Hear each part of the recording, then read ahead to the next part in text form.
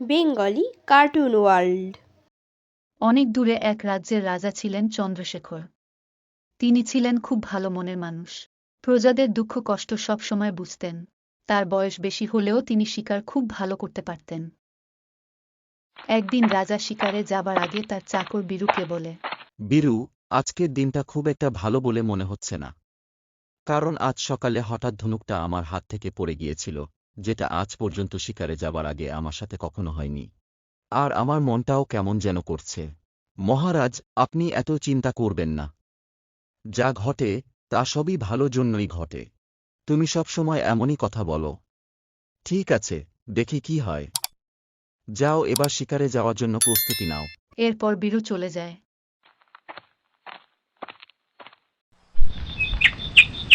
রাজা ও বীরু শিকারে এসেছেন গভীর জঙ্গলে।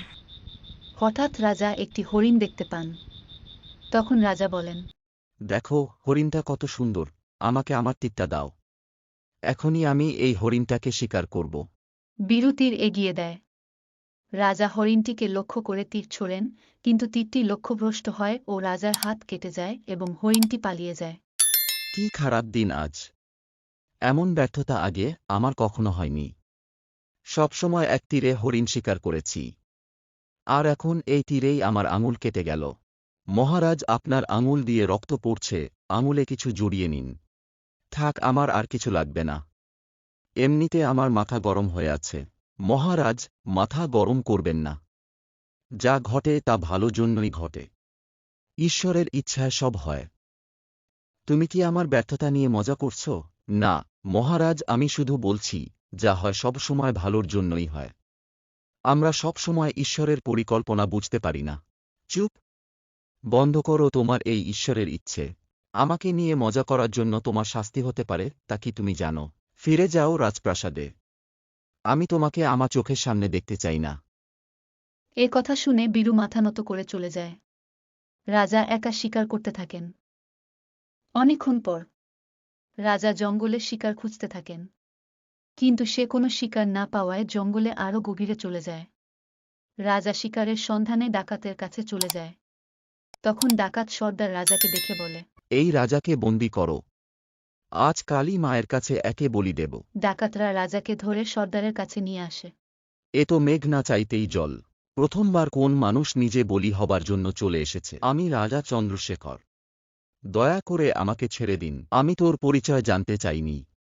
আজ কালী মায়ের জন্য আমাদের বলি দরকার, আর তুই হবি আমাদের সেই বলি। ডাকাত সর্দার রাজার শরীর ভালোভাবে দেখেন। তখন তিনি দেখতে পান রাজার একটি আঙুল কাটা। এই দেখে সর্দার বিরক্ত হয়ে বলে, না, এ মানুষ ত্রুটিপূর্ণ। এর আঙ্গুল কেটে গেছে। একে বলি দেওয়া যাবে না। ছেড়ে দাও একে। যা, তুই চলে যা, এ যাত্রায় তুই বেঁচে গেলি। এখন চলে যা আমার চোখের সামনে থেকে। রাজা একটা শুনে তাড়াতাড়ি সেখান থেকে পালিয়ে আসেন রাজমহলে। রাজমহলে এসে রাজা দ্রুত বীরুর কাছে যান। বীরু মহারাজকে দেখে বলে, মহারাজ, আপনি ফিরে এসেছেন এত তাড়াতাড়ি। আপনার কি কোনো সমস্যা হয়েছে? বীরু, তোমার কথাই ঠিক ছিল।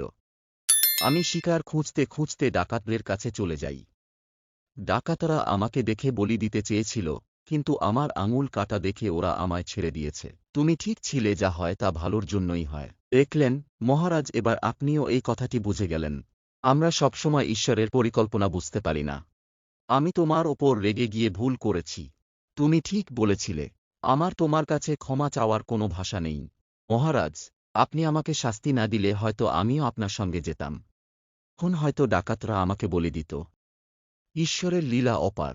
তুমি আজ থেকে শুধু আমার চাকর নও, বরং আমার প্রিয় বন্ধু। আর এই গল্প থেকে আমরা বুঝতে পারি যে জীবনের প্রতিটি ঘটনার পেছনে ঈশ্বরের পরিকল্পনা থাকে, আর যা হয় তা ভালোর জন্যই হয়। এই গল্পটি ভালো লাগলে এই গল্পে একটি লাইক করে দেবেন। চ্যানেলে নতুন হয়ে থাকলে ও এরকমই সুন্দর গল্প দেখতে হলে চ্যানেলটিকে সাবস্ক্রাইব করে রাখুন।